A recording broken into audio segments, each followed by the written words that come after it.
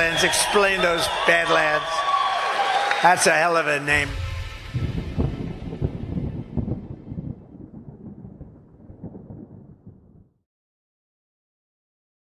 Consider myself a conspiracy buff at all, but when they get a lot of coincidences, I get a little suspicious and call me crazy. Polls, weird talk shows, crazy groups every Sunday telling you what you think. The Republicans and the Democrats conspire with one another, which they do. There is a conspiracy by big business against American democracy. We know that there was a conspiracy. There was a conspiracy. There was no conspiracy. Was there a conspiracy? It's a communist conspiracy directed out of Moscow. The right-wing conspiracy. Communist conspiracy is a deliberate and predictable plan of action to subvert the world. Right-wing conspiracy. conspiracy. International criminal conspiracy. Vast right-wing conspiracy. Great conspiracy. And all these conspiracy theories. Was there a conspiracy? I don't know. Perhaps themselves even involved in the conspiracy. There was a conspiracy. No evidence Of a conspiracy. Anybody would have to be a fool nowadays to dismiss conspiracies. Conspiracy theory. Cockeyed conspiracy theory. Conspiracy theory exists because there really is conspiracy. But they never told a soul about it. In fact, they engaged in a vast conspiracy. You get accused of being a conspiracy theorist, of being a The paranoid. historical context of actual conspiracy. A conspiracy of bad people. As always happens at some point in a conspiracy. One night, Cousin Eddie got drunk in a honky-tonk and spilled the beans. There was a conspiracy, and government was involved in it. conspiracy existing within the United States government. There was a conspiracy. Conspiracy. Conspiracy by the CIA. The conspiracy of a few. Dark, secretive, conspiratorial, evil. Then it was certainly a deliberate conspiracy. High-level conspiracy. The do's and the don'ts and the rights and the wrongs of the various conspiracy theories that are good. Possibility of a conspiracy. In a moral sense, I think it was a conspiracy. One conspiracy, that's all I'm talking about. Full of speculation, conspiracy theories, and the like. And what's going on here? You began to wonder what was really happening in America. I mean, was there a vast conspiracy afoot? You know, there could have been a conspiracy. Do you think you're obsessed with conspiracy? Conspiracy theory. Conspiracy. I'm afraid you'll catch me. I'm afraid you'll catch me. A conspiracy would do the job nicely.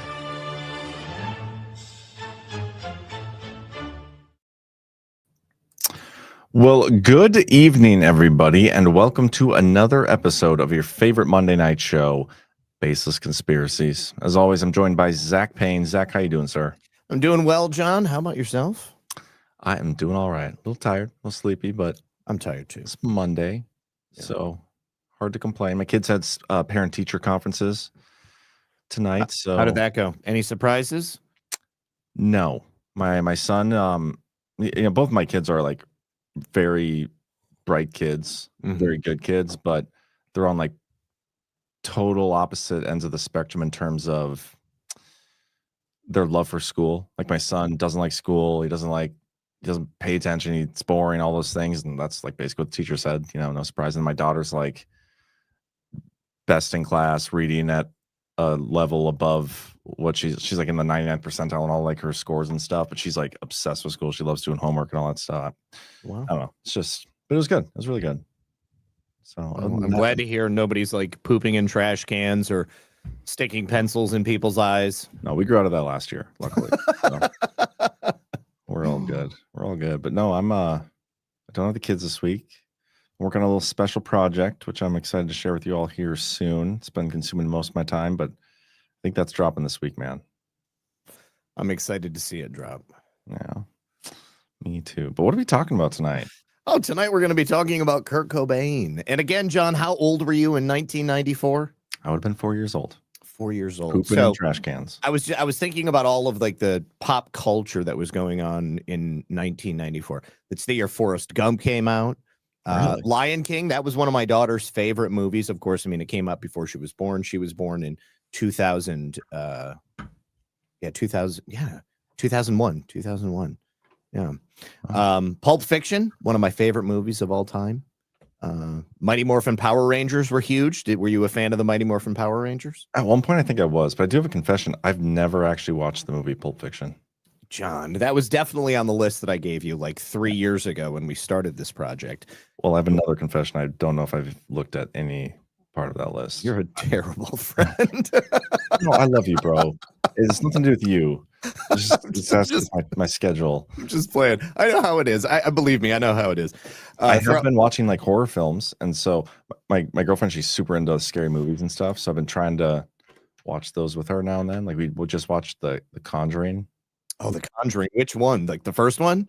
We're making our way through that because there's a new one out, I guess. And yes, we watched Weapons recently. I know you like that movie. Oh, dude, Weapons is so good. You got to watch Barbarian. That's the first movie from the same guy, Zach Kreger. Okay. Barbarian. It's so good, dude. I'll pretend to write that down.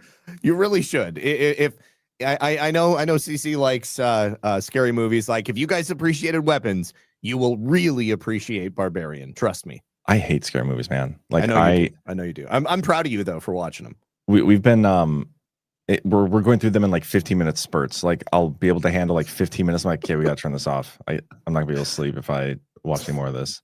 So I have a confession to make. I saw the first Conjuring in the theater, and like the very first jump scare, I screamed and I like jumped out of my chair. Oh my God. And then of course I was just laughing so hard. I couldn't believe it got me. I think it was the closet. Like there's something like with the closet, it's like hands jump out or something like that. Or the armoire, isn't that what they call the arm? That's what it was. The armoire. Yes, yeah. There's a couple scenes with that, like one where hands clap from there, and then like another one where she jumps out from on top. Yeah, I didn't do well with that, dude. When I've told this story before, but when I was at my cousin's birthday party, I was somewhere in like grade school, and he wanted to go see Signs in theaters, so I went because like at the time my cousin was like my best friend. The M. Night Shyamalan movie about aliens. Yes, it's not even that scary. It's not scary at all. In hindsight, it's not that scary, but in actuality at the time, it was like I was sitting there in my shirt, like covered up. I called my mom in the middle of the movie, like on my old Nokia cell phone. I was like, Mom, you gotta come pick me up. I can't handle this. It was terrifying. I do not do well. Oh my God. Scary movies. I actually was scared at The Sixth Sense. Like that one affected me because like I didn't get the surprise until the end, but there are like so many situations with like ghosts and like a number of scares throughout it that definitely affected me. More psychological than like traditional, gross out horror. I'm not really a fan of like gore or anything like that. No. Like there's a horror franchise called The Terrifier. I've heard of that. You're not going to want to watch not like that. No, you're not going to watch it. It's really, really horrible. Well, actually, the movies that I dislike the most are the ones that have to do with demonic possession, because I believe wholeheartedly that stuff is real. Like in Catholic school growing up, I took a class where like the priest that we had as a teacher for this one class, we did a whole section on exorcism, and we listened to recordings, and he had a guy like the exorcist for the state of North Dakota came in and talked to us about it. Like, oh, wild. That shit terrifies me, dude. See they scare me more than anything else, but I appreciate them more than like your average horror movie because I know it's real. Yeah, and I know that, it solidifies my faith, if anything, just lets me know exactly the type of vibe I don't want around me. And, yeah, that's one of the reasons the Conjuring movies are so scary, is because they're based on the true life cases of Ed and Lorraine Warren. Yeah, it's crazy. Yeah. And it's nuts that people think what they did was a conspiracy theory.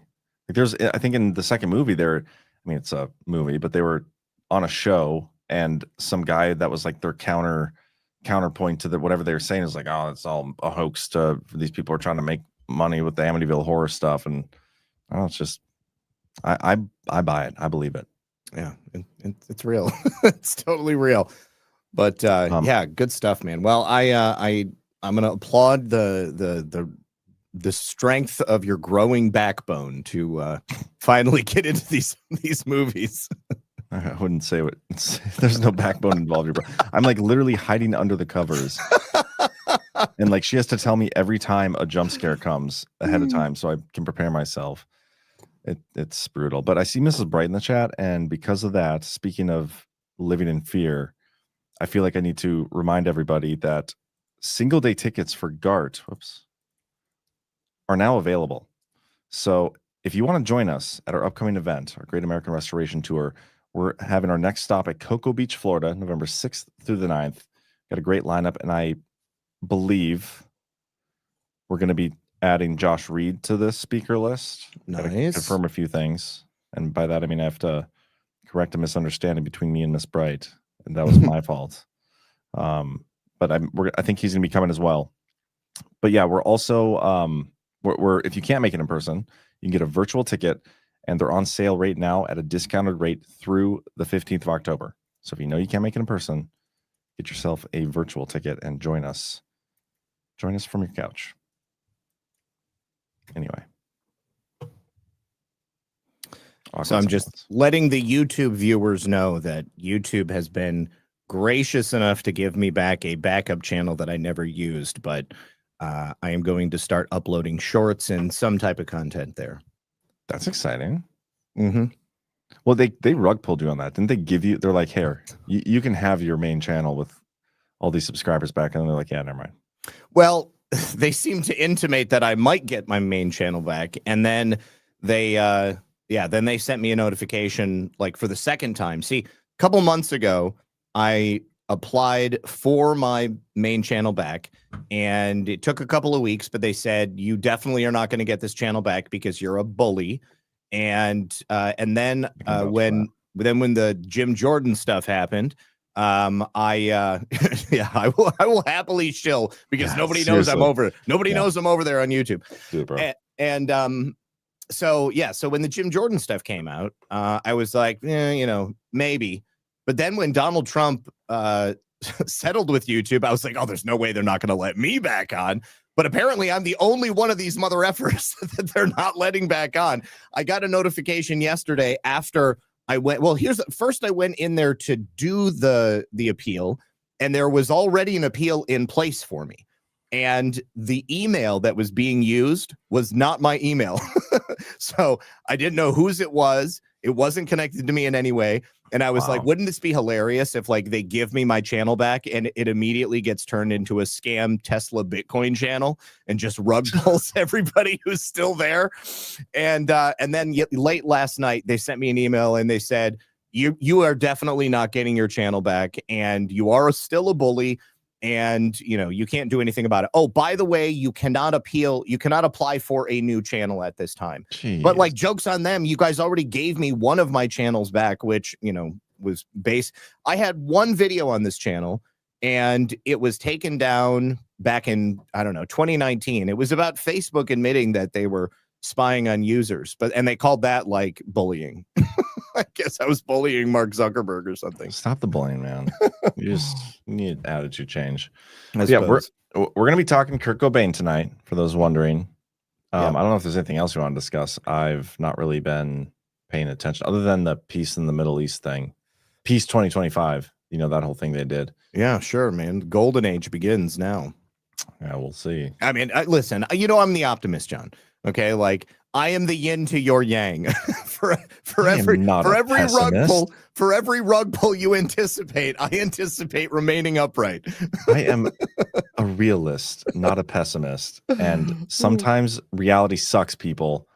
It does. Listen, don't get me wrong. I'm always prepared for the negative fallout of whatever might happen, but I just prefer to move forward and say, sum total of all of these parts, it's in everyone's best interest if they just go ahead with the peace deal. President Trump got every single country in the Middle East on board with this. He's got Turkey providing the security. He's got the Emirati nations paying for everything. We're not paying for anything, which is like key in my book in terms of America Firstisms. And Israel has already pulled out. Hamas gave the hostages back. I mean, it's all looking roses. I know it's less than 24 hours, but if anybody screws it up, it's going to be Israel. And Hamas has been neutered. So I also have to imagine Israel is not paying Hamas $32 million a month anymore because they're not necessary. Have they been neutered or have they been circumcised? Well, I'm not exactly certain what the name of the procedure would be, but they're no longer in power, however that works out.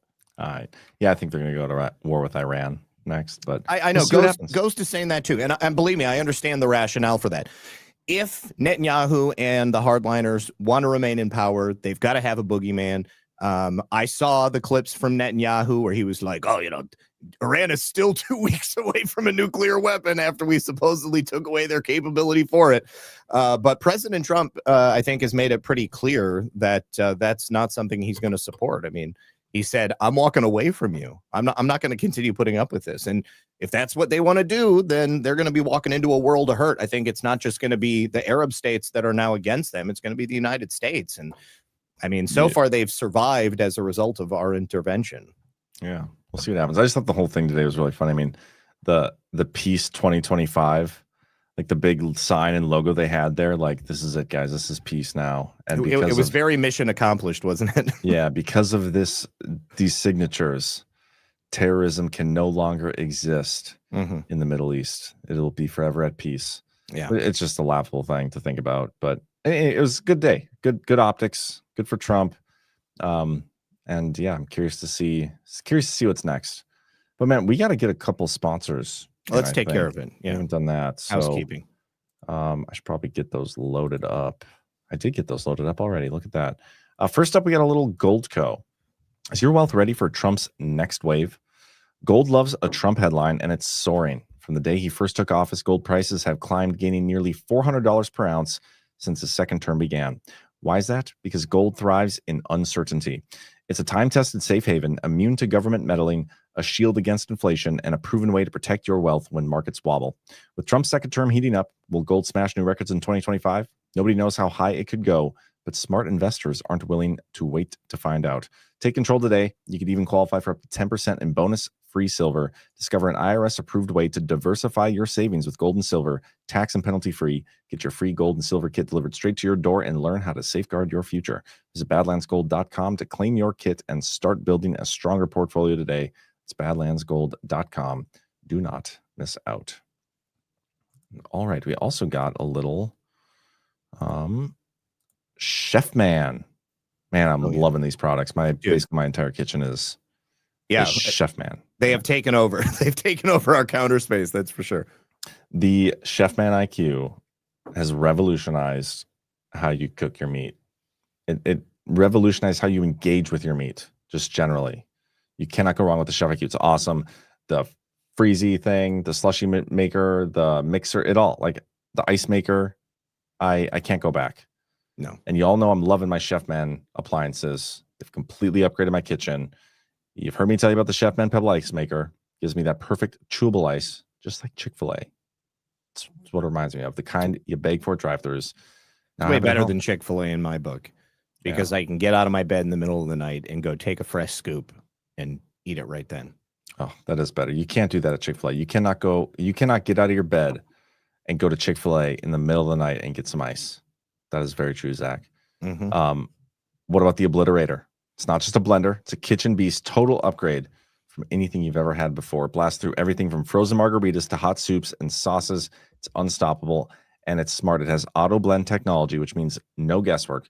Literally reads the texture, so you get the perfect consistency with every single blend.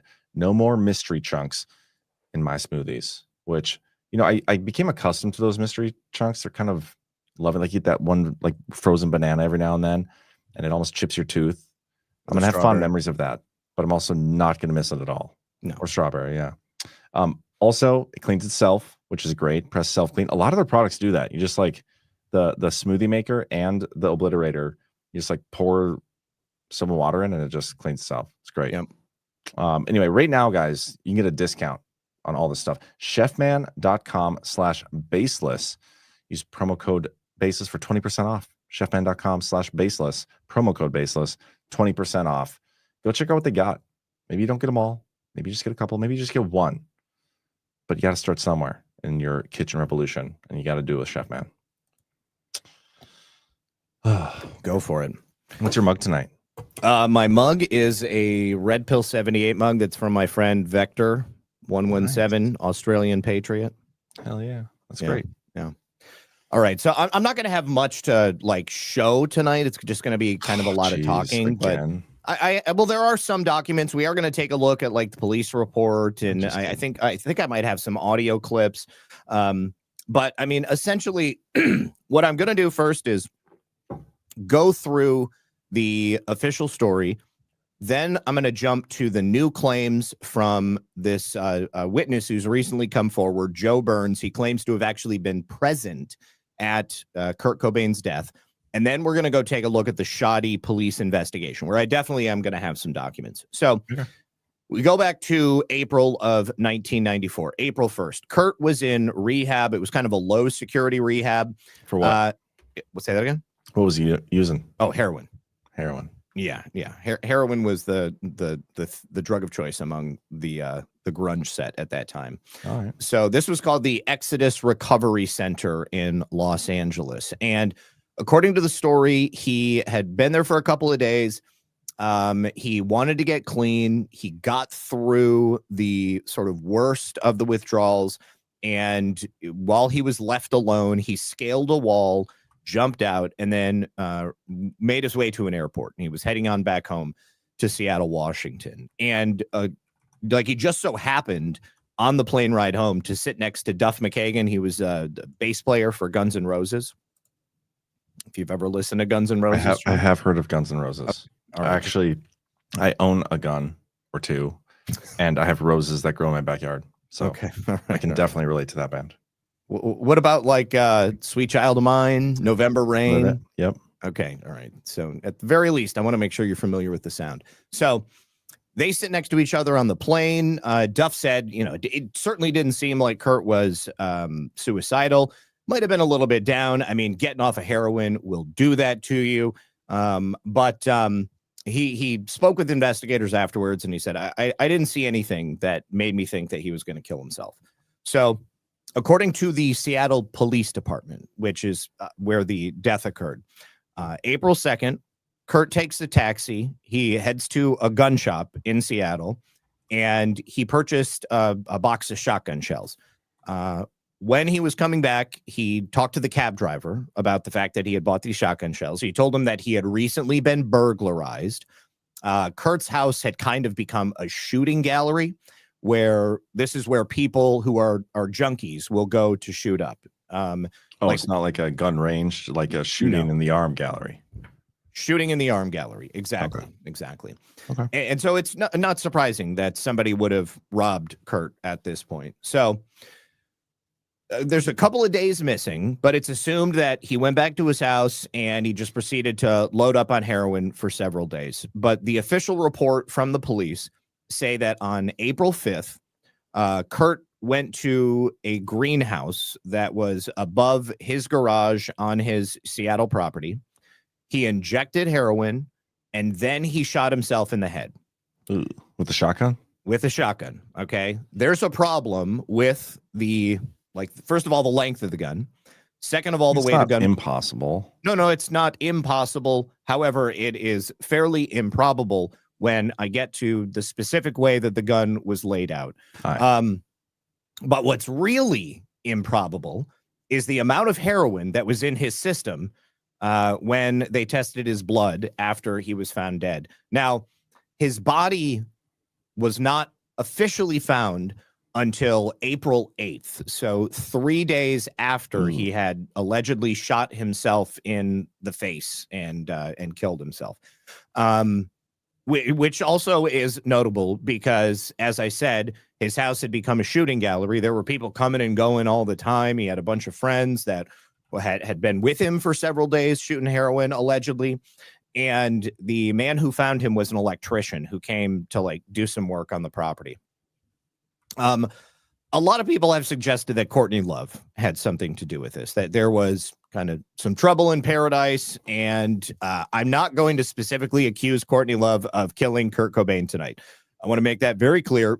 When I bring her up, it's going to be in the context of some other things. And a coincidence or something? Is she litigious? She's extremely litigious. Extremely litigious. I know a few women like that. Yeah, they're out there. They're definitely willing to come for you. All right. So Courtney Love and Kurt Cobain. Let's call her Courtney. That's like what do they call the Swifties? The Taylor Swift and Taylor Kels. Isn't there some name that they have for them? Every time there's like a celebrity couple. Travis Kelce, you mean? Travis, yes. Isn't there I don't know what their nickname is. I don't follow them that I mean, I don't follow them either. I just know that I feel like I've heard people putting those things together. Sure. All right. So I will say a theory that people have posed that Kurt Cobain had allegedly had a hitman hired to take him out. The person that is alleged to have hired this guy is a guy by the name of Eldon. His name is Eldon Wayne Hoke. He was allegedly hired by Courtney Love, and it was allegedly supposed to look like a suicide. But 8 days after this alleged suicide, there was an interview that was given by this individual for Kurt and Courtney. And it turns out that he had an accident with a train. He lost his life. And people had suggested that because he was a known hitman, he had been hired. Somehow somebody else had taken care of him afterwards, which kind of fed into the idea that, well, it makes sense that he was dispatched after he took care of Kurt. But there is also evidence to suggest that he didn't do it, because he was supposedly given a polygraph test. He actually he made the initial claim that Courtney had hired him. And he took a polygraph test and was paid $50,000 to do so. And the results of the polygraph were inconclusive. There was indication of deception. There was also indication of him telling the truth. So it really didn't do much in terms of like settling things down. All right. So that's the official story. Now let's talk about the new witness who has come forward. And when did they come forward? Well, he just wrote a book very recently. Hang on just a second. His name is Joe Burns. I have to look up the title of the book. Slow burn. That's what I call it. Hold on. Okay, Joe Burns' book.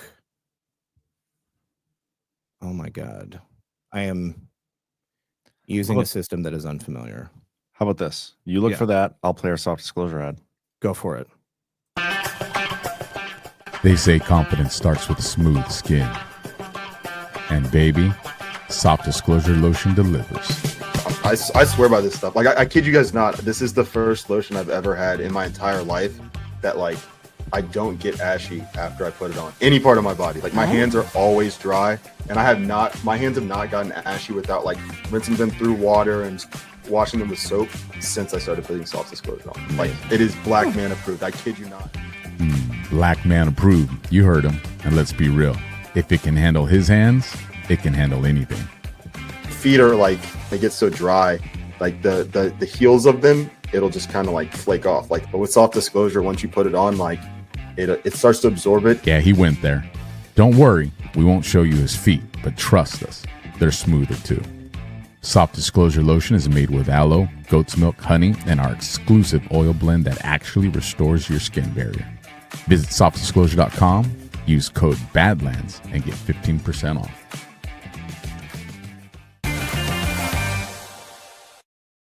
Okay, so hold on real quick before you do that. I do want to acknowledge something. Soft disclosure is approved by more than just black people. I can vouch that there are white people that approve of it too. I don't know if we have any Asians.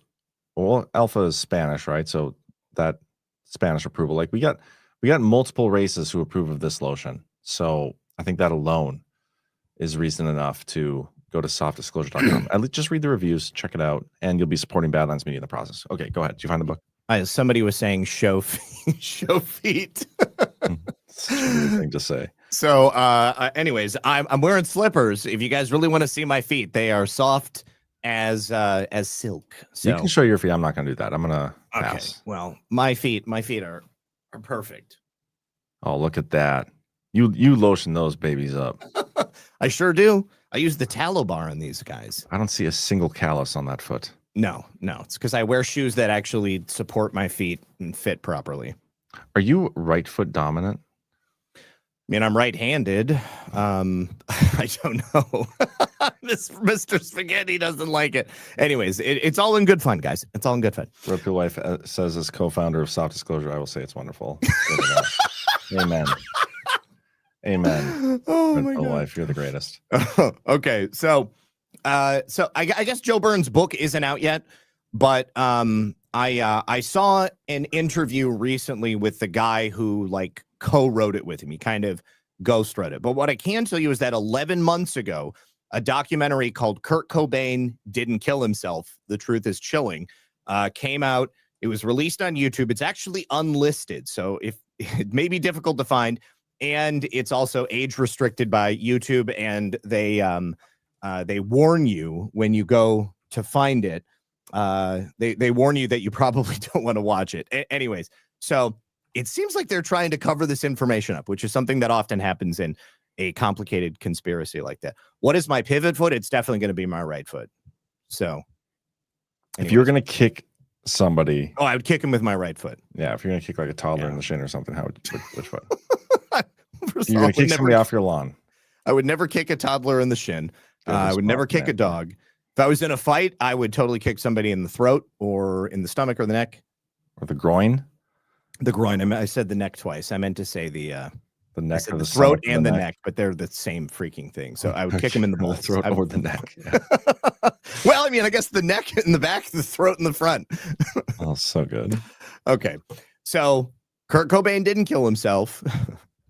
The Truth is Chilling. This came out 11 months ago. You can find it on YouTube if you want to check it out. But Joe Burns is this new witness who's come forward because he claims that he was actually at Kurt Cobain's house on the day he was murdered. And he's not only coming forward with just the story of what happened, he's kind of spoken out a couple of times over the years, but it's always been hesitant in what he actually reveals. And that's because there are other famous people from the Seattle grunge scene that are involved in the murder of Kurt Cobain. And Really? at least one of them They is have like dead. do they have like a big grunge scene up there? That's like where it originated. Yeah. Seattle was like, the alternative grunge, origination point in the early 90s. Crazy. That's where Nirvana was I from. always thought it was Bismarck, North Dakota, but Unfortunately, no. Okay. So, Joe Burns had been staying at Kurt Cobain's house for a couple of days, along with some other people who were shooting up and getting high. He was also there with somebody named Callie DeWitt, Jennifer Adamson, and his girlfriend, Bonnie Dillard. So they had been hanging out at Kurt and Courtney's house, having just a grand old time, hanging out with friends, listening to record. Joe Burns is a tattoo artist. And so one of the things he was doing while he was there was doing tattoo work on a couple of people. And specifically during those couple of days, he was doing tattoo work on DeWitt. DeWitt was also a roadie for Hole and for Nirvana. Hole, of course, was Courtney Love's band. And then DeWitt was also the live-in nanny for Kurt and Courtney. So she would watch Frances Bean, the baby. And I guess that she had been friends with Kurt Cobain for a while. So at some point during this stay, during the couple of days, Burns finds himself in the kitchen. Kurt Cobain is there at the same time. They talk for a period of time. And Kurt explains the story of how he escaped from the rehab place in Los Angeles. And then he tells him that he's hiding out in the greenhouse because he wants to avoid Courtney. And he also is trying to avoid a number of people that Courtney had hired to find him. Now, is that to kill him? I didn't say that. I'm just suggesting, maybe that's what he's implying. We don't know. He's dead now. Don't know. This is all based on hearsay. Yes. Not even in my opinion. This is just trying to spitball here. And I just want everybody to notice, especially if your name is Courtney, that I have not said a single word here. This has all been Zach. Or is she hiring people to find him because he left rehab? I don't know. That's plausible. That sounds plausible. That is maybe even more plausible. So they eat some food. Burns even remembers what Kurt had while they were standing there in the kitchen. I guess it was a TV dinner from Marie Callender's. They also had some fresh fruit. He ate some fresh fruit. Now, what kind of fresh fruit? I don't know. However, the autopsy confirms both of those things. Okay. So we know at the very least, Burns must have had some knowledge about Kurt's movements prior to his death. Did the autopsy come out before or after his book, or before or after? Because I mean, if that's something like in the autopsy report and it's public, and he's like, "Oh yeah, by the way, we had fresh fruit," and the autopsy report had already said that, like I could say, like, "Yeah, I was with Kurt Cobain because he had fresh fruit." Yeah. So the autopsy obviously came out before his book, because his book either is just coming out or has yet to be released. And the autopsy of Kurt Cobain was back in 1994. So okay, so that's not necessarily proof. No. Of anything. So Kurt leaves the kitchen. He goes back to the greenhouse where he's hiding out. And a couple of those people that were hanging out there, Burns and the nanny DeWitt, go up to visit Kurt, and they convince him, hey, come on downstairs, hang out with us. Why are you being a loner and a party pooper? So all three of them are hanging out in the kitchen, and Kurt takes out a cassette tape and gives it to Callie DeWitt. And on that cassette tape were some 4-track demos that he was looking to release through an indie record label that DeWitt had been operating. So then Dylan Carlson, another individual there, and a man that Burns did not know, show up at the house. They either way, at that point, things change, the mood changes, and Burns, Carlson, and this new guy go upstairs with Kurt Cobain, and they all get high on heroin. So a little bit later, after they're done shooting up, they come back downstairs, or rather, Kurt comes back downstairs. He's totally high, out of it, kind of stumbling around, just in another frame of mind. And one of these men is behind him, joining him. And even though Kurt was as high as he was, and he was apparently just out of his mind, they were fairly insistent that Kurt come back upstairs and do more heroin. And Burns remembers this being just a little bit unsettling, because it was clear, first of all, Kurt already having broken the spell of heroin, getting through the withdrawals, and then making it back home. He was trying to be sober. These people came over and they got him super high. His tolerance to heroin would have been lowered. Okay. Like, the more heroin you do, the more you have to do if you want to get as high as you got last time. And very frequently when people are using opiates, they'll get to a point where they're kind of just doing maintenance doses so that they don't get sick. And, and if they have the ability, maybe sometimes they just do way too much because they're trying to recapture some of that old glory, and then it doesn't work. Maybe they get sick, or they end up in the hospital. But it's pretty clear that they were trying to get Kurt to do more heroin than he should be doing. So Kurt holds off. He's like, no, I'm fine. I don't want to go back upstairs. And this guy, Carlson, that showed up with this stranger, they seem to get agitated, angry with Kurt, and they basically like physically grab him and push him back upstairs into the greenhouse. And this is, again, the same place where he was found dead 3 days later, or several days later. Can I ask a question? Yeah. This testimony is coming from a guy who was also high on heroin, correct? I'm assuming he was high on heroin, but he was also doing tattoos on people. And again, people who are longtime heroin users, it just kind of becomes part of the routine. Mm-hmm. Doesn't mean that they're going to be like nodding out and completely out of it. But, sure. but yes, I I mean, he was on drugs. I would think he was on drugs. It's an important part of the story, I would say. Sure. So,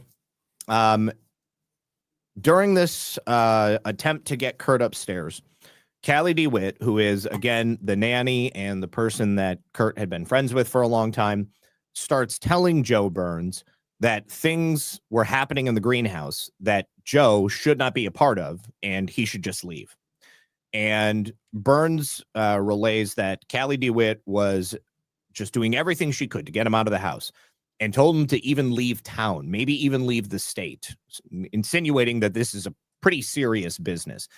and also saying that we can't talk to anybody about what's happening here today. And if the cops come looking for you, you can't tell the cops that you were even here. This has got to be something that just never happened.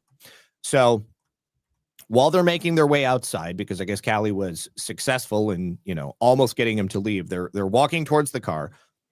Burns hesitates, and he's like, you know what? Something isn't right here. I feel like I should stick around and maybe go make sure that Kurt is okay. And this guy, Carlson, that had come over, was allegedly the kind of guy that you really didn't want to be around if you were overdosed. And he was kind of dark, maybe dark sense of humor, maybe a little bit evil, the kind of guy that might do things to you while you're passed out. And just somebody that they just really didn't have a good vibe with, but not the kind of person that you wanted to be in charge of you if something bad happens. Sure. Because he might might let you die, or, might just see what happens. So while Burns is standing in the driveway with DeWitt, and trying to decide if he should stay or should he go, he hears a gunshot. Is that the name of a Kurt Cobain song? No, that's The Clash. Oh. Yeah. So he hears this gunshot, and he's like, oh my God. Immediately, obviously, it's a gunshot. So at this point, he is convinced by his girlfriend, after hearing this gunshot, that he needs to leave. Obviously, something bad is happening. So Burns, Dillard, DeWitt, and Adamson all leave the house together, and they go to Jennifer Adamson's house to sleep. Now, during that time, while they were awake, at some point later on the 8th, Kurt Cobain's body is discovered, and there's a suicide note that is written allegedly by him. There's some problems with the suicide note. We'll show it in just a few minutes. And one of the problems is that a handwriting analysis was done by 2 different handwriting analysts, and a lot of people have done their own analysis of it since then. Obviously, with the advent of AI, people have run it through that, and it appears that a portion of the note was written by Kurt Cobain. It's consistent with his handwriting. And then the last 4 lines, which seem to indicate that he was planning to kill himself and this is his goodbye, also appear to be written by somebody else. And there was, but the police, they just automatically assumed that it was Kurt Cobain's. I mean, it was basically like they walked right in. They were like, this is a suicide. Open and shut case. Yeah, totally open and shut. Of course. Now, again, one of the reasons that people are suspicious of Courtney Love is because they claim that her and Kurt were about to get a divorce. At this point, I think that, really doesn't matter. But when the police show up, one of the reasons that they went over to the house and they discovered his body is because there was a story in the media which claimed that Wendy O'Connor, who is Kurt Cobain's mother, had called the police and told them to go look in on him. This was on April 4th, okay? But it still took them a day before they made their way over there. It turns out that Wendy never called the police. She didn't know that Kurt was even missing. What a slut. It was actually Courtney Love. Courtney. Allegedly, in your opinion. Well, no, this is actually confirmed. Courtney Love has admitted that she's the one who called into the Seattle Police Department and told them that they should go check on Kurt. Why it was my slut comment about whoever that was. Why it was that she didn't go to her own house and look around, I'm not exactly certain. But I do think it's suspicious that she would call and impersonate Kurt's mother. I don't know where Kurt's mother lived, if she was local to the area, if she was living someplace else. But if you look at the police report, it says Wendy O'Connor, mother, is the person reporting. The hell? And the police report says Mr. Cobain ran away from California facility and flew back to Seattle. He also bought a shotgun and may be suicidal. Mr. Cobain may be at a property where he picked up narcotics. And it also has a note from the detective, somebody from the narcotics squad or something like that. All right. So when the police show up, they find his body pretty quickly. And the media was there, like right on top of it. And immediately they said, okay, this looks like a suicide. They have this note. They have Kurt Cobain laying there with half his face blown off. There's a shotgun laying on him, and nobody else is there. So but detectives had not shown up prior to the Seattle police showing up first. So there were just some regular Seattle PD officers that came in. The first report is from an officer who shows up at the house, and he was just like a uniformed patrol car. He gets there and he walks inside, and then before detectives show up, you've got 3 additional police supervisors who also show up because Kurt is famous. Everybody is taking pictures of his dead body. They're walking through the scene. They're trampling on evidence. They are touching things. I mean, it's just a nightmare. And by the time the detectives got there, everything was a mess. So you've got, so on entry, you've got the first responding officer, Officer Lewandowski. Lewandowski announces white male dead on arrival, cleared the scene. It looks like the fire department shows up. Seattle fire department asked for the ID from the nearby wallet, and I opened. So the cop picks up Kurt's wallet, opens it up, and he's like, oh yeah, this is definitely Kurt Cobain. It was within a couple of feet of the body. Inside, I found a Washington state driver's license in the name of Cobain, Kurt Donald, date of birth, 2/20/67. I called for my sergeant, and then the sergeant and another sergeant, Sergeant Getman and Sergeant Fuel arrived. I used Getchman's Polaroid to photograph the scene, while Fuel and Getchman used 35 millimeter cameras to document the scene. Lieutenant Zeminski arrived and notified homicide. Lieutenant Marburg stated his detectives would respond, and I maintained the scene until homicide arrived. So you have no fewer than 4 people who are not detectives who show up and start trampling all over the scene. Okay. This is highly notable because obviously, I mean, it's only going to be more likely that it's deemed a suicide if the evidence has been compromised. All they have to go on is, the initial look. And a lot of murders are made to look as if they're suicides. That's why it's so important that you don't touch anything in a scene and you let the detectives in homicide division do their work so that they can get in there. When they come inside, the note, they say, was apparently written by Cobain to his wife and daughter, explaining why he had to kill himself. And the observations of that officer are not based on any specific knowledge or investigative skill. It's just he saw the note, he put it on paper. That became essentially the official narrative. And as soon as they started reporting this over the radio, they reported it out as on the scene of a suicide. So you've got media that are listening to the police radio bands, and they immediately start reporting all over the country, Kurt Cobain found dead by suicide. Yeah. Let's see. In the end, it turns out that there was at least 12 different people who came in and walked around the scene and disturbed the evidence. How many people? 12. Jeez. 12. Yeah. Before they did any investigating. That's insane. It is insane. It is insane. Yeah.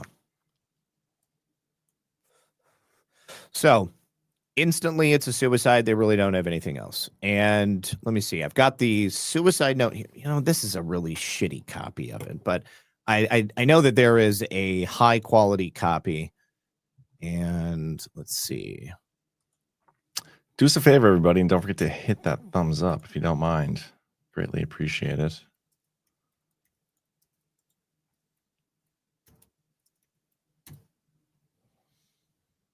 Okay.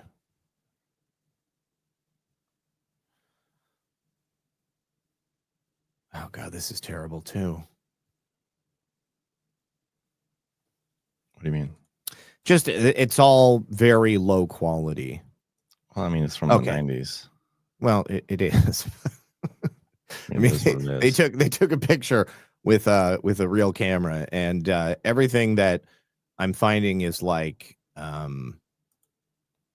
copies of copies of copies. Okay, well, maybe I won't show the suicide note, but at least show it. We don't. I gotta. Well, okay, here. Let me show the note itself, and I will share screen. And here you go. Okay, so yeah, that's not the best. No, this is why I was looking for something else. You can kind of make it out, but let me at least show you. So this section up here is certainly Kurt Cobain's handwriting, but look at this. The last 4 lines. It is in a totally different handwriting. Like not even attempting. So I can read this. Please keep going, Courtney, for Frances, for her life, which will be so much happier without me. I love you. I love you. And that's it. Yeah, Now, that seems a little sus. Yeah. So here, I'll leave this on screen, and I will read to you the translation, the transcript of this note. So, to Boda pronounced, speaking from the tongue of an experienced simpleton who obviously would rather be an emasculated infantile complainee, this note should be pretty easy to understand. All the warnings from the Punk Rock 101 courses over the years, since my first introduction to the, shall we say, ethics involved with independence and the embrace of your community, has proven to be very true. I haven't felt the excitement of listening to as well as creating music with reading and writing for too many years now. I feel guilty beyond words about these things. For example, when we're backstage and the lights go out and the manic roar of the crowd begins, it doesn't affect me in the way it did for Freddie Mercury, who seemed to relish in the love and adoration from the crowd, which is something I totally admire and envy. The fact is, I can't fool you, any of you. Now, a couple of things I want to point out. First of all, the composition, the use of language is highly complex. Okay, he does a fairly good job of like painting a narrative picture with the words that he's putting on paper. Also, this part right here about not loving the music, not loving writing, not loving performing, not loving being there for the crowd, and then saying that I can't fool you, any of you. It sounds to me like he's writing to the band. Yeah. It sounds to me like he's maybe is going to quit Nirvana. That's interesting. Yeah. Because I wasn't thinking that originally, but now that you say that, that makes... I guess let's listen to the rest of it. Maybe that'll make even more sense. It simply isn't fair to you or me. The worst crime I can think of would be to rip people off by faking it and pretending as if I'm having 100% fun. Sometimes I feel as if I should have a punch-in time clock before I walk out on stage. I've tried everything within my power to appreciate it, and I do. God, believe me, I do. But it's not enough. I appreciate the fact that I and we have affected and entertained a lot of people. Now, again, that's definitely the band. I and we. Yes, it is totally the band. And entertained a lot of people. Like, yeah, that's... Yeah. I must be one of those narcissists who only appreciates things when they're gone. I'm too sensitive. I need to be slightly numb in order to regain the enthusiasm I once had as a child. On our last 3 tours, I've had a much better appreciation for all the people I've known personally and as fans of our music. But I still think I simply love people too much. So much that it makes me feel too effing sad. The sad, little, sensitive, unappreciative Pisces. Jesus, man. Why don't you just enjoy it? I don't know. I have a goddess of a wife who sweats ambition and empathy and a daughter who reminds me too much of what I used to be. Full of love and joy, kissing every person she meets because everyone is good and will do her no harm. And that terrifies me to the point where I can barely function. I can't stand the thought of Frances becoming the miserable, self-destructive death rocker that I've become. I have it good, very good, and I'm grateful. But since the age of 7, I've become hateful towards all humans in general, only because it seems so easy for people to get along and have empathy. empathy. Only because I love and feel love for people too much, I guess. Thank you all from the bottom of my burning, nauseous stomach for your letters and concern during the past years. I'm too much of an erratic, moody baby. I don't have the passion anymore, and so remember, it's better to burn out than to fade away. Peace, love, empathy, Kurt Cobain. There it is. He signs off in that last line. And then all of a sudden you have that caveman sliding in right here with those last lines. And so it seems so weird and out of place. Yeah, definitely weird and out of place. I mean, the letters are much more spread out. The structure of the characters is completely different. You can see, I mean, you know, he's, even though it's not perfect written up here, I mean, he's pretty much keeping to the lines. I mean, he's got a narrative structure and he's sticking to it. And it's almost as if, you know, he's used to writing things out by hand, as you would be if you were a songwriter. Now, if you're just some other junkie who has killed Kurt Cobain for whatever reason, and you just want to very quickly write something out and then get the heck out of there before you get caught, this kind of looks like it. But Francis and Courtney, I'll be at your altar. Please keep going, Courtney, for Francis, for her life, which will be so much happier without me. I love you. I love you. So, yeah, I don't think Kurt Cobain wrote the last part of the note. Doesn't make any sense to me, but it definitely seems to me like he's speaking not only to the band, but he's also speaking to the fans in that letter. But it doesn't ring as a suicide note. It sounds like he's walking away from the music. He's walking away from the scene. Yeah. And, you know, one thing that I will say, there is frequently, it's been frequently said that musical artists, people like Kurt Cobain, people like Prince Rogers Nelson, people like, I don't know, choose another rock star that died, Jimi Hendrix, that they're all worth more dead than alive. Because when they're dead, their catalog lives on. The only difference is you don't have to pay them anymore. Okay, somebody is owning royalties or being paid royalties for that music, but most definitely the record companies are gaining the lion's share of it. Now, who benefits in the death of Kurt Cobain? Certainly Courtney Love would have benefited. I mean, how much do you think she made? Oh, I don't know. I didn't even think to look it up, but let's take a look. Let me see. How much money did Courtney Love make when Kurt died? And this is just theoretical, educational, in our opinion. So when Kurt Cobain died, Courtney Love inherited his estate. It was valued at approximately $50 million, but she later claimed to have lost a significant portion of it, reportedly around $27 million to lawsuits and poor financial management. At the time of his estate, Kurt Cobain included 98% of Nirvana's publishing rights. He passed that on to Love as he did not have a will. So that means that she owned the majority of Nirvana's publishing rights after that. So even if he only left her $50 million, I mean, the money would have kept flowing. I mean, Nirvana has only $50 million. Oh, well, you know, I mean, I'm just saying. All right. Like, that's this insane. Is a hell of a lot of money for anybody. But for somebody, you know, like these people, they had too much money. You know, I mean, just too much money. So she would have continued to make money over the years. Kurt Cobain and Nirvana have not really dwindled in popularity.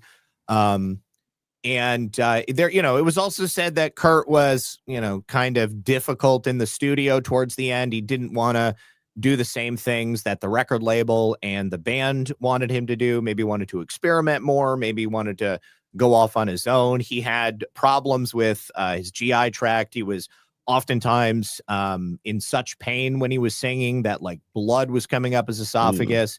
And so he just, you know, didn't really want to do it. So, excuse me.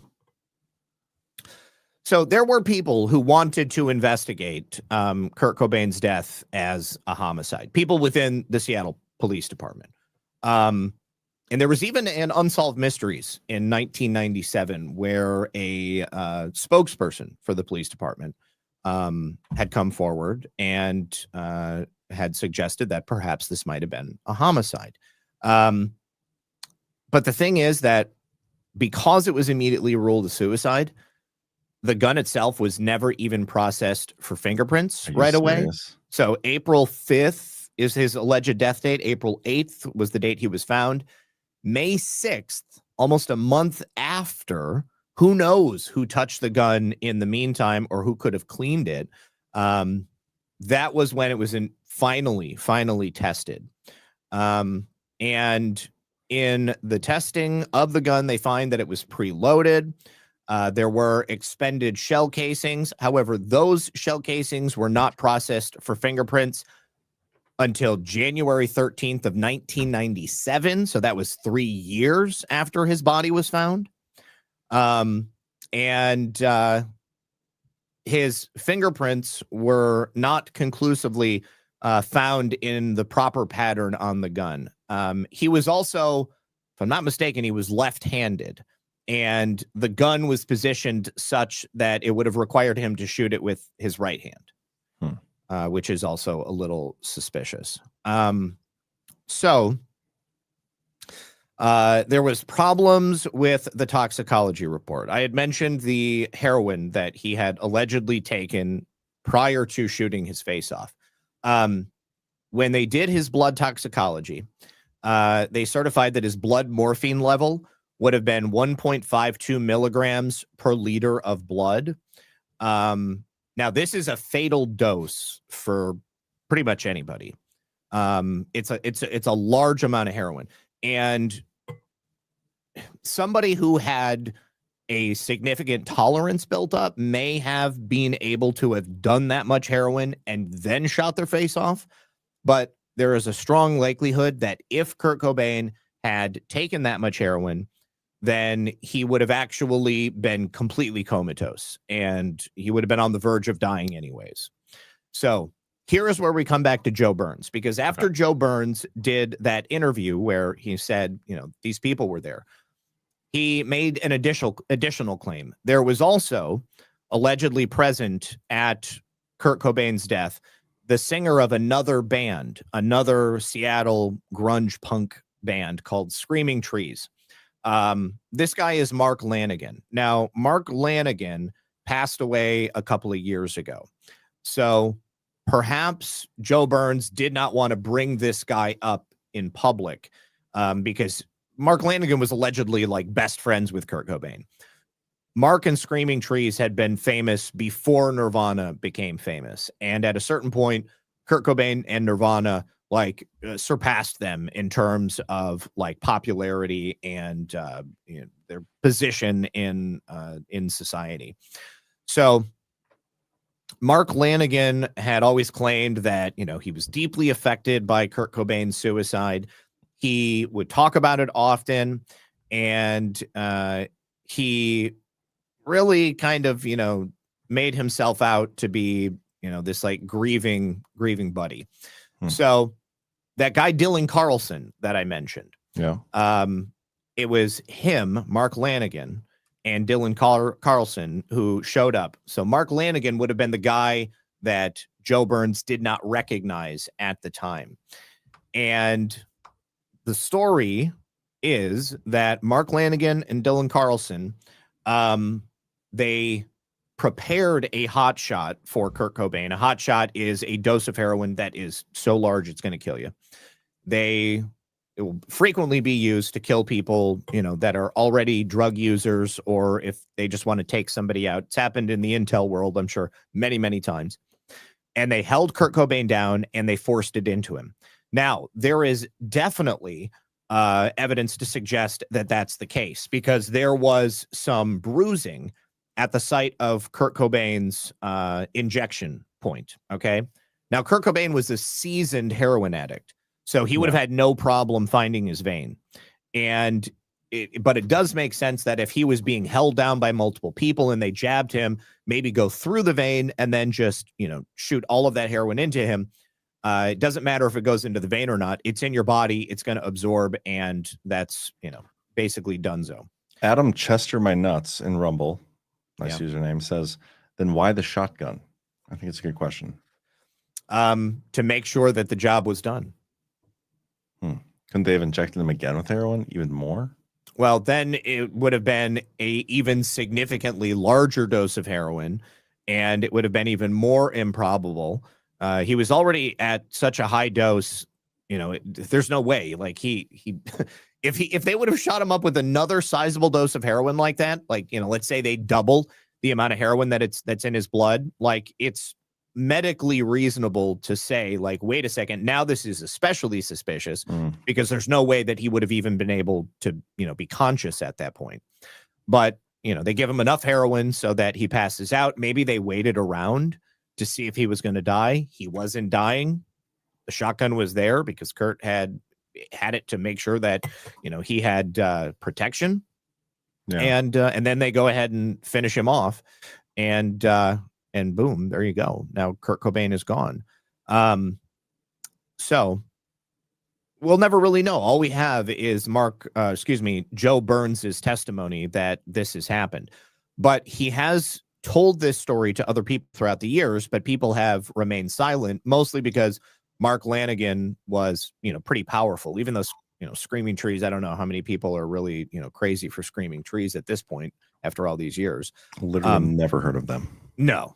But I mean, I have. I mean, I knew him because I listened to him in high school. You were so. Yeah, I graduated in 1996. So yeah, when you were in. I was 2 years. I was 6 years old when you graduated. Yeah. So, there was, I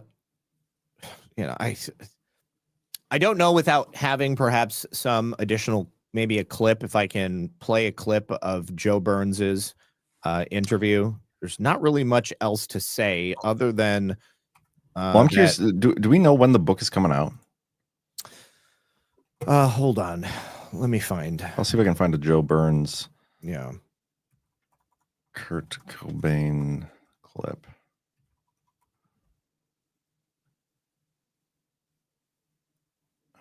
20-minute long. That's a little long. Let's see if I can find a better.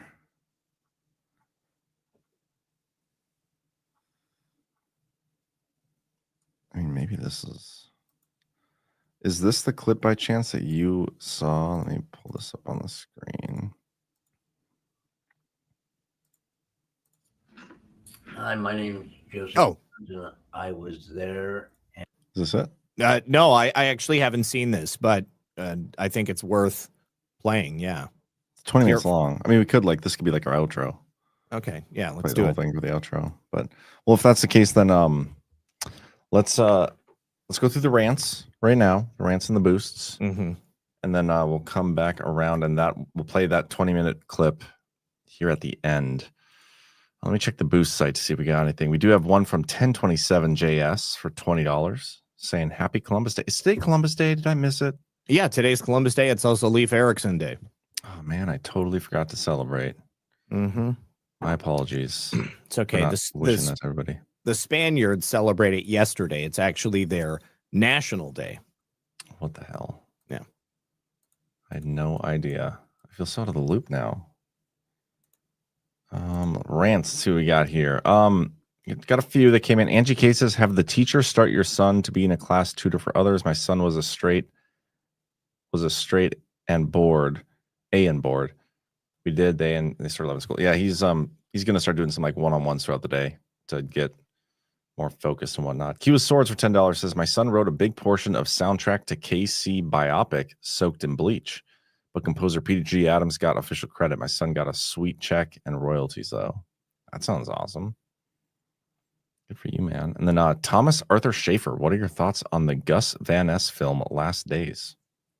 No idea what that is. Okay, so that is a film by Gus Van Sant, which is loosely based on the final days of Kurt Cobain. I don't even think they call him Kurt Cobain in that film. I think that like there's some artistic liberty. I don't honestly remember it if I saw it. I mean, it came out 20 years ago, but I know it exists. Maybe I'll watch it now that we did this.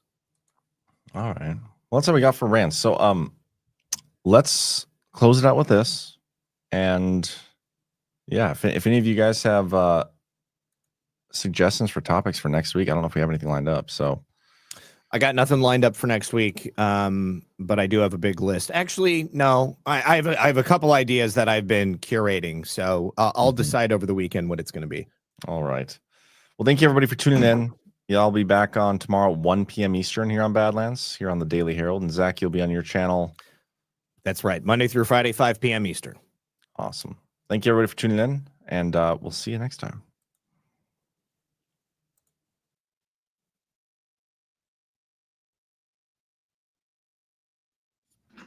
Hi, my name is Joseph Burns, and I was there at the house on Green Lake when Kurt Cobain was murdered, with my girlfriend Bonnie Dillard, Callie DeWitt, Jennifer Adamson, and other characters that showed up, Dylan Carlson, and 3 or 4 other people. And here's basically what happened. Me, Callie DeWitt, Jennifer Anderson, and Bonnie Dillard were there for multiple days, hanging out, listening to records. I was doing tattoo work on Callie DeWitt, and just basically having a good time. And then after being there for a few days,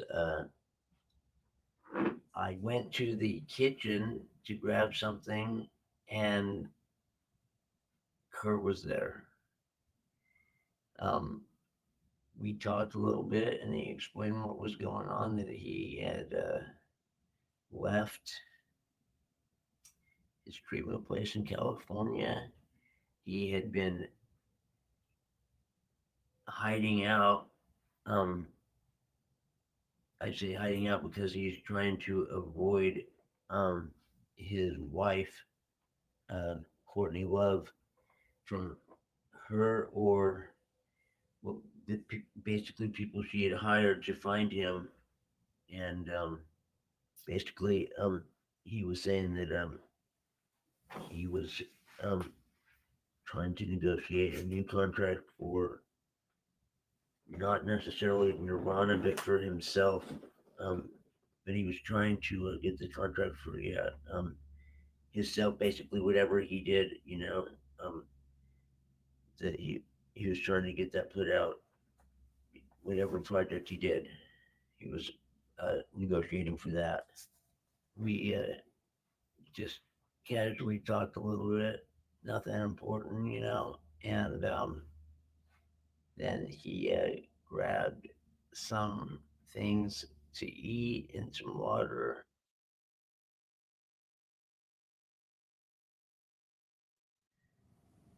Fruit, and Murray Callender's TV dinner, like turkey with stuffing and mashed potatoes and some corn, or chicken, breaded chicken, and like some corn and mashed potatoes, and said he was just gonna go back where he had been hanging out for a little bit. We didn't even know he was there at first. He was just kind of hiding out, and so we both grabbed some things to drink and eat, and when he went back to where he was had been hanging out for a little bit, and I went back to Callie's room and didn't even mention anything to anyone in the room, and went back to doing the tattoo work. Then after a little bit of time and whatnot, casually everyone figured out that Kurt was up there, but just left him alone because he kind of just wanted to be left alone, and so we went about what we were doing. I was doing tattoo work on Callie, and then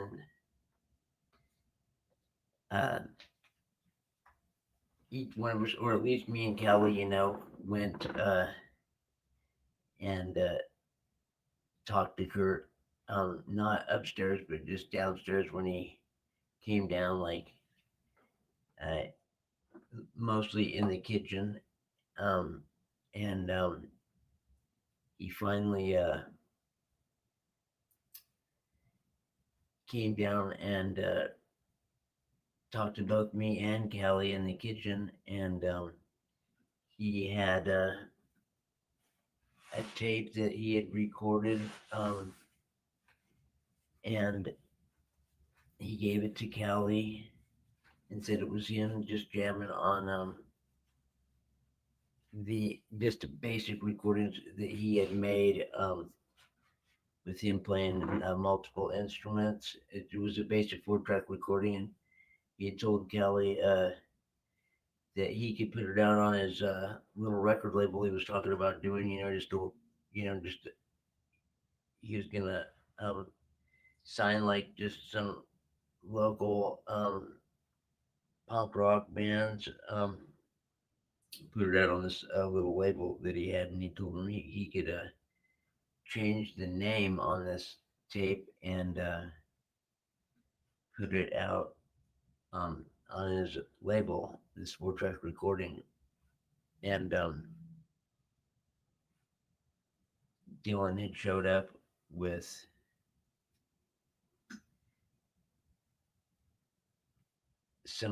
another person. It seems like there was one person with him, and then I think 2 people had shown up with him, just with not in any car, just they apparently got dropped off, I think, at the end of the driveway or something, and because there was no place for a car to park except in the driveway or in front of the house, but there was no one parked there, and so they were there just, I think they got dropped off on the street maybe, and just walked down the driveway. Well, before that, I believe, we were talking, saying that there could be some people looking around, like private eyes, some people that Courtney had hired, and people that she just had gotten a hold of, and she had them come over looking for Kurt. The people that were looking for him that Courtney had hired were just basically Dylan Carlson and a couple other people had just shown up and like looking around, trying to be sneaky and looking all around the house, trying not to alert us too much, but trying to check different places. That's why Kurt was being real like just like careful, like really actually completely sneaking around and trying to go where he was hiding out at, literally not trying to be seen by any of these people. And but Dylan did come through the door with someone, and that's when he was trying to get Kurt with this other guy to go back upstairs with them. Dylan got Kurt to go upstairs with this other guy. That last time he had come down, he was like totally out of it, and really I couldn't even talk to him. Callie had already been down there and talked to Dylan, and they were trying to get Kurt to go back up stairs. Dylan was having a little bit of a hard time with this other guy trying to get Kurt to go upstairs, like back to the room, and at the same time, Callie was telling me that we all need to get out of there, and that Kurt would be fine. Kurt didn't want to go back up anywhere with Dylan, but they just they got him to go back upstairs with them. Dylan's doing it like just outright, but the other guy is like falling back until he decides, fuck Dylan, they need to, he needs to do this and just do it or whatever, and quick talking and just kind of use the body to and kind of push, or whatever. He gets basically herded that way, past the doorway, but all like working on getting herd Kurt up into the greenhouse, and then you got Kelly on me all of a sudden, trying to saying there's a bunch of reasons why it might be good to take off from there, as Dylan's trying to coerce Kurt and trying to, like physically a bit. I'm trying to push him up that way. I got Callie trying to talk to me or whatever, in about like taking off, that we should get out of there. And I'm thinking really that I shouldn't I didn't feel like I should take off, I was trying to go with those guys, well, with Dylan and Kurt, but that's not working out so good, Kurt's getting fast talk, and it seems like when they do start getting them up the stairs, that the guy starts to give Dylan a hand to get him up the stairs, you know what I mean? But he was fucked up when he came back down, didn't need to go back up there if they're trying to get him to go do another hit of dope. There was no need for that, and it's like, and I'm thinking, like, what the fuck? He definitely doesn't need to fucking do any more dope, It's like fucking they had a premeditated game plan, you know what I mean? There was a point there, I felt like I should have done something, but it's like, and at the same time, Bonnie shows up with Callie, and her came out of the room, and I walked down the driveway part to the left, away from the garage she's trying to get us to go, right? And I'm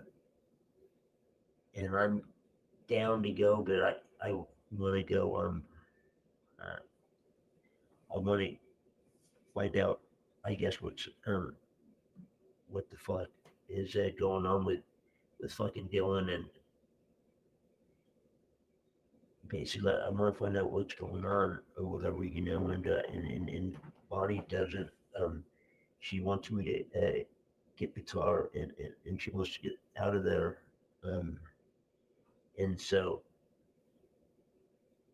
Callie's right before that, you know, he walked away or whatever, and then it was just me and Bonnie for a sec, you know. We heard, because me and Bonnie were together, you know, talking out in the driveway when that the gunshot happened. We were out in the driveway, and or right by the driveway, you know. We shot a lot of guns and stuff, and it wasn't just like a regular gunshot from a pistol or a rifle. It was not as loud as a regular gunshot. We just she wanted to get out of there, and but we finally left there late that night. We did leave finally. Jen and Kelly came with. We did like leave and went all the way to Jen's house. Was with Kelly and Jen, and we crashed out, you know. And I didn't. Shit kind of went spiraling. Fuck. Like the heroin use got really bad after that, and I got the fuck out of there, just like Callie was saying that we should all do. But I think I'm the only one that really got the fuck out of there. It seems like those other people just got with Courtney, and it sounds like they all just got taken care of by Courtney. I thought, you know, when you have police or whatever, they're gonna like be up in everyone's business, you know. But they did not do that at all. They stayed away from people, or you know what I mean. They were just in and out. It just like hurt my head thinking about it.